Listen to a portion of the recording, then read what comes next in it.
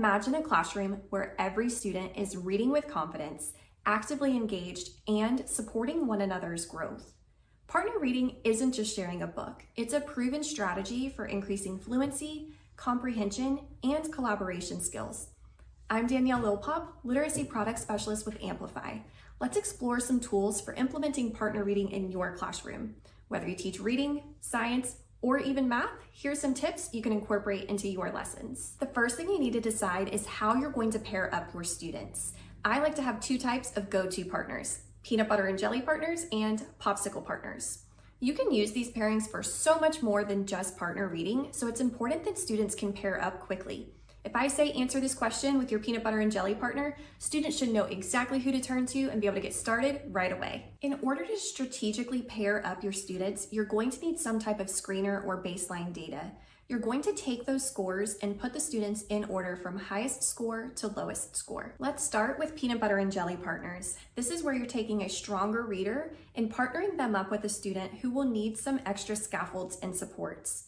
In order to pair students like this, you're going to take that data and draw a line right in half of your class. So if I have 20 students, I'm going to split them into 10 and 10. Now I'm going to take student number 1 from the top half of the list and partner that student with student number 1 from the bottom half of a list. You'll repeat that process until all students are partnered. So now I'll take student number 2 from the top half of the list and partner that student with student number 2 from the bottom half of the list. On the other hand, with popsicle partners, this is where students are paired with a peer who is most close to their reading level. So if I have that same list of 20 students, I'm going to partner up student number 1 with student number 2. Same thing, student number 19 with student number 20. It's really important to keep in mind whenever you're using popsicle partners, students aren't going to have that same level of built-in support from their partner. So you'll want to be really careful when you use this strategy. It's good for tier 2 intervention or win time when students are working on a text that's more closely aligned to their reading level. You could also use this whenever students have had multiple opportunities to interact with the text already and they're more set up for success. Okay, so students have a partner. Now what do they do? We need to set the expectation for how students will interact with their partner. One thing you'll need to decide is how much is each partner reading. For example, will I read one sentence, stop at the period, and then my partner takes over for a sentence? Or perhaps I'll read paragraph 1 and my partner will read paragraph 2. Depending on the grade level and how long the text is, you can choose one of those options. The even bigger question is, what do my students do whenever they encounter a word that they don't know? You'll want to encourage your students to incorporate those strategies that you're probably already using in your classroom. For example, you could remind students to blend it out. You might even have students tap it out on their arm and then help one another to blend it together. Another strategy that students can use is ask then tell. This is especially helpful whenever students are working with their peanut butter and jelly partner. This is a strategy that you will want to explicitly teach them and maybe have them do some role playing and practicing of those steps before they try it with their partners.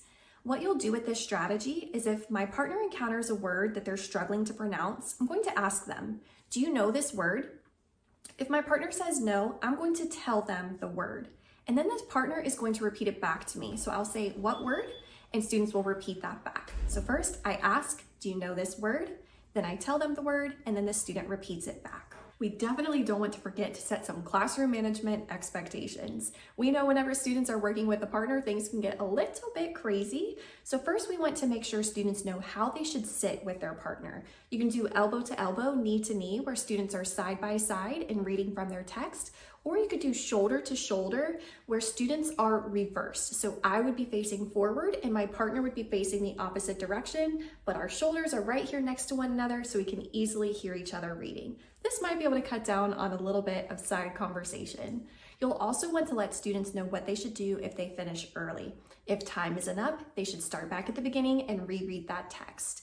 If I read paragraph 1 the first time, I'm going to read paragraph 2 this time and switch sections with my partner. I hope you'll give partner reading a try in your classroom and incorporate some of these strategies and let us know how it goes. Remember, whenever your students are partner reading, every student is actively engaged and has a job. They're either reading that text or ready to support their partner with the scaffolds and strategies that we discussed. Good luck with your popsicle and peanut butter and jelly partners.